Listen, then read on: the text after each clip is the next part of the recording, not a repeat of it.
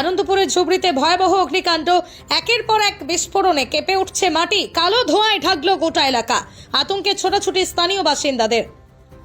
দমকলের 10টি ইঞ্জিন তৎপরতায় আগুন নেভানোর চেষ্টা করা হচ্ছে। কিভাবে ওই ঝুবড়িতে আগুন লাগলো তা এখনো স্পষ্ট নয়।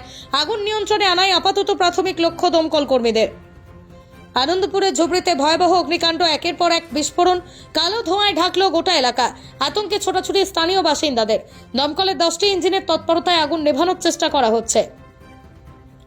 রবিবার বেলা 11টা নাগাদ আচমকায় বিকট শব্দে কেঁপে ওঠে গোটা এলাকা। তারপরই বাইপাসের ধারেই বেসরকারি হাসপাতালের কাছে ঝুবড়িতে আগুন জ্বলতে দেখেন স্থানীয়রা। মুহূর্তের মধ্যেই আগুনের লেলিহান শিখা প্রায় গোটা ঝুবড়িকে গ্রাস করে। কালো ধোঁয়ায় ঢেকে যায় বাইপাস সংলগ্ন বিস্তীর্ণ এলাকা। ইতিমধ্যেই একের পর এক বিস্ফোরণের শব্দ পাওয়া যায়। স্থানীয়দের দাবি, ঝুবড়িতে থাকা সিলিন্ডার বিস্ফোরণ ঘটছে। খবর পেয়ে একে একে ঘটনাস্থলে পৌঁছয় দমকলের 10টি ইঞ্জিন।